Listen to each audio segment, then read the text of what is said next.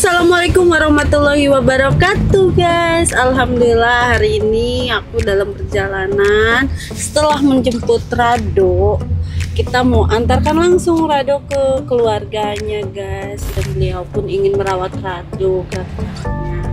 Semoga nanti setelah Rado ketemu sama ibunya, mungkin rasa kangen, rasa rindunya Rado bisa sedikit terobatin. Bahkan Rado ada lebih meningkatkan, ingin rasa pengen sehatnya itu lebih kuat lagi.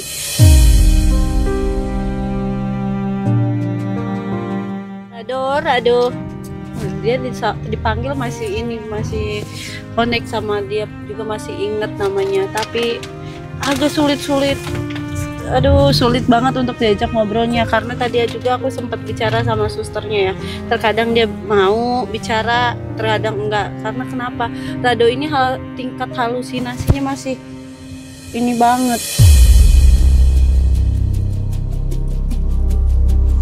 Jangan digigit kayak gitu, itu sendal, itu bukan makanan. Emang kenapa? Lapar? Iya, lapar. Nanti ya makan ya. Rado mau kemana? Mau pulang apa enggak? Pulang. Rumahnya di mana? Rumahnya di mana? Rado rumahnya di mana? Ngomong gue ya. Hah? Pulang. Iya mau pulang. Rumahnya di mana? Ya Rado kayak gini kalau diajak ngobrol tuh. Terkadang nggak diajak ngobrol pun suka kayak gitu sendiri guys. Aku juga bingung kenapa. Padahal dia usianya masih 17 tahun, tapi Rado ini sudah 2 tahun sebelum di usianya sekarang itu sudah mengalami seperti ini. Nah, aku pun dapat info-infonya itu dari keluarganya seperti itu. Nah, untuk kalian yang lupa Rado itu yang mana, bahkan mungkin kalian belum tahu yang mana sih Rado itu, kok ada Rado yang mana? Nah, ini dia guys videonya. Oh, pipisnya di sini. Iya. Oh, oke. Makanya itu ya, apa bau pesing ya? Iya. Nah, Bu, Kalau dikasih taruh embernya orang kayak gini susah. Nih tong di ember ya susah. Balangin ember pecah-pecahin mulu, Bu.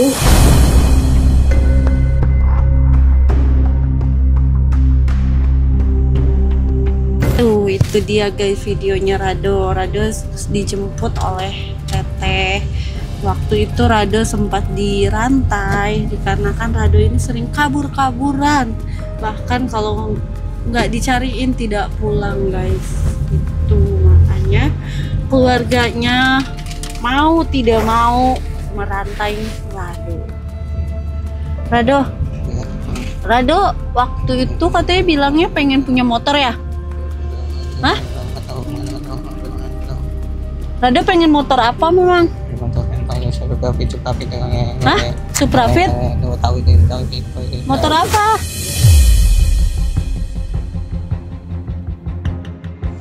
Rado ini sempat putus sekolah guys. Di usia 15 tahun dia mulai sudah berhalusinasi, tapi belum begitu parah. Sampai akhirnya Rado sempat ikut sama salah satu sanak saudaranya untuk kerja. Nah, setelah dia bekerja, tiba-tiba Rado ini katanya mulailah bicara sendiri, bengong, ngelamun, sampai akhirnya 2 tahun lah berselang seperti ini guys. Nah, sekarang kita udah coba ikhtiarkan kedua rumah sakit, namun belum ada perubahan yang benar-benar membuat kita puas ya guys ya, termasuk aku yang membawa Rado ke rumah sakit, karena aku lihat Rado dari awal masuk rumah sakit sampai sekarang masih agak sulit untuk diajak bicara.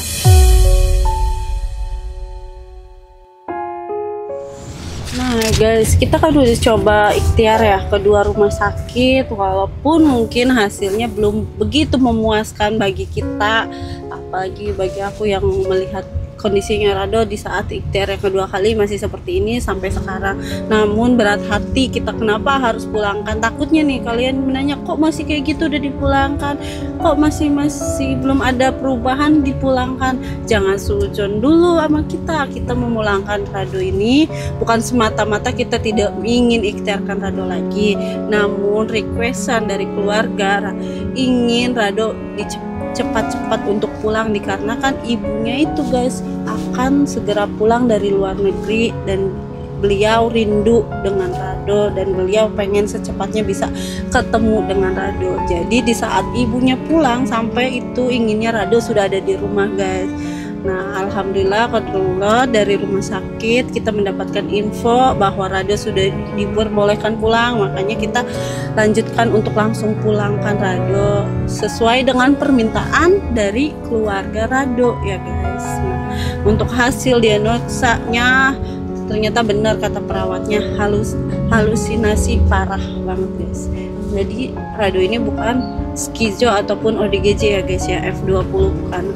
Rado ini hanya halusinasi, namun itu halusinasinya ini udah terlanjur parah dan bahkan agak sulit untuk mengalihkan semua dari halusinasinya Rado ini. Jadi dia berimajinasi sendiri, bicara sendiri, ketawa sendiri, bahkan dia punya dunianya sendiri. There's nothing in this world more primal than my love for you. If you meet somebody else that's a rival, that much is true. Yeah, I know you said, baby, this is final, and I blame myself. All that's left of me now is an animal. Alhamdulillah guys, akhirnya kita sampai di daerah Karawang, yaitu di kediamannya Rado. Nah, cuman ini aku masih bingung. Karena kenapa bingungnya? Keluarganya nggak ada yang bisa diajak komunikasi karena tidak ada nomor lain selain satu nomor itu, nomornya tidak aktif. Aku udah coba chat dari tadi nggak bisa, tetap checklist. Aku telepon memanggil dan aku udah coba untuk telepon seluler juga nggak bisa guys. Nah sekarang kita masih bingung nih lokasi rumahnya di belah mana, dikarenakan kemarinnya aku kan tidak ikut di saat evakuasi Rado nih. Nah mungkinan kita akan nanya-nanya keluarga yang mungkin tahu di belah mana rumahnya dan letaknya di mana, dan semoga saat kita ke sana keluarganya ada. Jadi kita tidak kebingungan untuk menyerahkan Rado, untuk menerangkan obatnya dan sebagainya guys ya.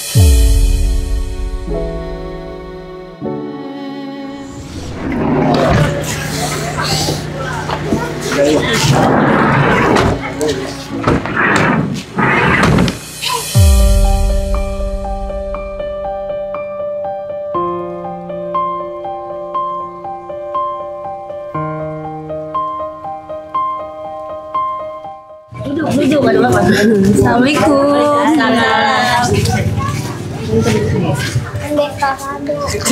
Aku sempat nelpon ke nomor yang ada di kita tapi nggak aktif. Oh iya. Benar sih Teteh? Iya.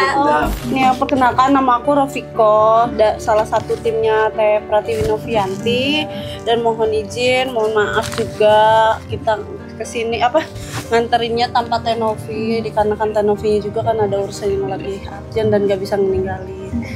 Mohon maaf sebelumnya gitu ya Ibu Bapak.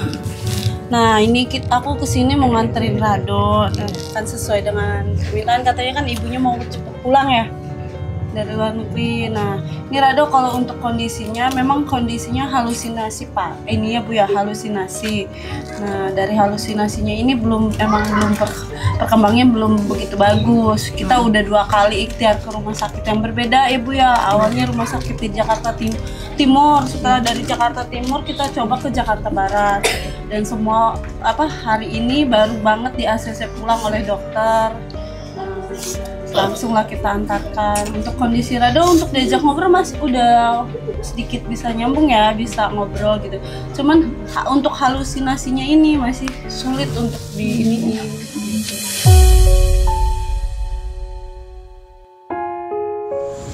kedepannya mungkin bisa lebih dilanjutkan lagi aja perobatannya. Jadi jangan sampai putus ya Pak ya.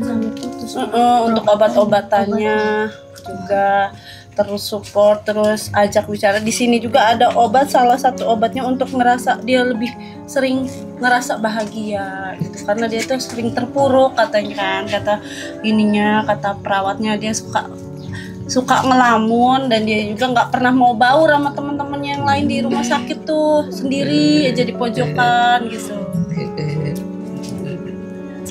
Terakhir pertama dirawat di di daerah Jakarta Timur itu dia ketahuan lagi satu perawatnya kelihatan 2 kali ketemu kepergok lagi. Iya, emang di rumah juga sering. Oh sering. Kalau nggak ada orang sering. Tapi kalau ketahuan langsung ya udah gitu. Udah gitu aja. Terus setelah udah ketahuan itu seperti apa Kak biasanya? Ya kalau ditinggal ya gitu lagi. Kalau nggak ada orang sering ya sering.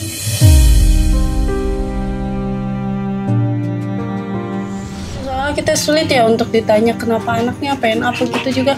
Masih gimana ya, terkadang nyaut tapi nanti nyautnya sambil ketawa sambil ini Iya, gitu. emang kalau ditanya kayak begitu. Halusinasi. Nah, di sini juga ada hasil ronsennya dari dokter ya Teh Ibu ya Pak. Hasil ronsen dari dokter rumah sakit yang terakhir. Ini ada surat kepulangannya untuk nanti dilanjutkan pengobatannya, mungkin bisa ke puskesmas ataupun rumah sakit yang terdekat di daerah sini. Tapi setahu aku sih puskesmas juga bisa Kak ya. Bisa ada obatnya. Ya, ini untuk obatnya. Kalau ini kan untuk obat pagi sesudah makan, yang ini malam, ini biar Rado juga bisa tidurnya stabil ya, tetap tidur di waktunya Ya, tidur. soalnya kalau masalah tidur susah banget. Iya, makanya ini ada obat tidurnya. Nah, yang ini untuk yang obat yang itu yang tadi aku bilang untuk selalu ngerasa bahagia gitu, tenang. Itu minumnya malam apa Kalau ini pagi Kak, pagi aja. Yang malam itu cuman ini. Yang ini juga pagi 1 kali 1. Ini untuk 7 hari ya ke depan. Nanti setelah 7 hari ke depan kiranya mau habis, mungkinan bisa langsung ke puskesmas terdekat aja, dibawa surat ininya, bawa ronsenannya, bawa BPJS-nya.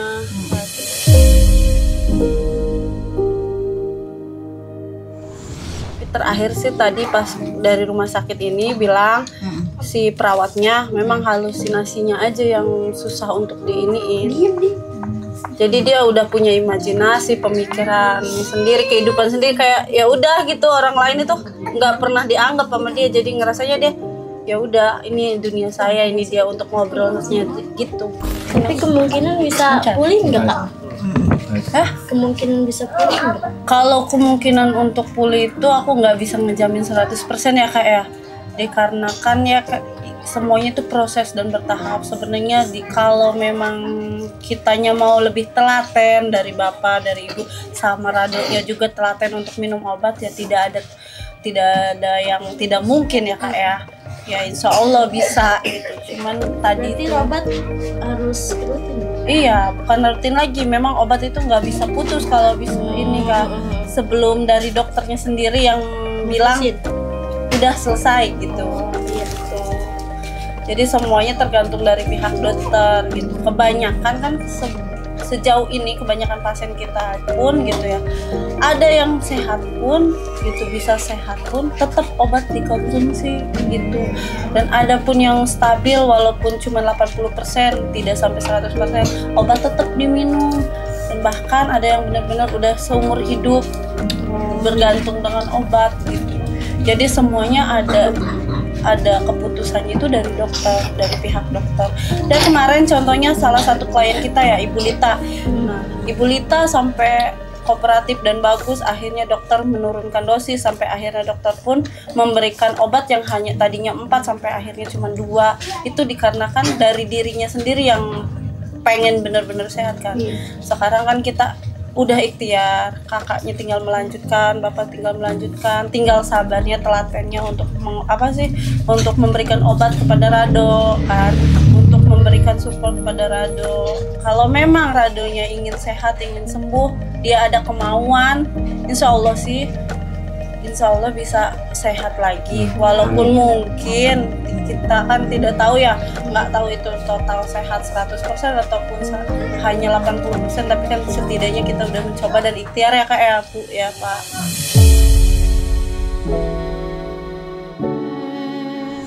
Di sana kasih rokok nggak Bu Ibu? Enggak, Jangan ya. enggak Ibu, Jangan sebenarnya diturutin itu. sebenarnya setelah pengobatan seperti ini kayak Jangan. rokok itu nggak boleh, Nggak boleh.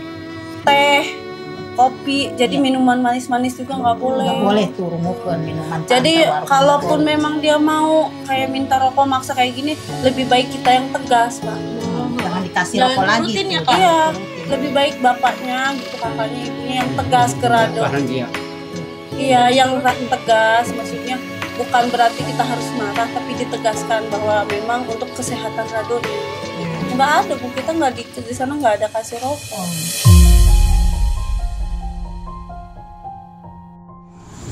Ya udah Bu, izin. Ini ada sedikit surat yang harus diisi Kak. Nah, sesuai dengan maksudnya ini surat bahwa berita acara kita udah memulangkan Rado kepada keluarga secara langsung, bukan ke orang lain ataupun kita mewakilkan kemanapun ya. Izin ya Kak. Oke guys, alhamdulillah Rado udah kumpul sama keluarga, Rado udah ada di rumah. Semoga kedepannya Rado lebih baik lagi dan lebih sehat lagi. Untuk kalian yang udah ngikutin kita, makasih banyak. Mohon doanya untuk semua klien-klien yang kita rawat, termasuk Rado dan yang lainnya. Oke, assalamualaikum warahmatullahi wabarakatuh.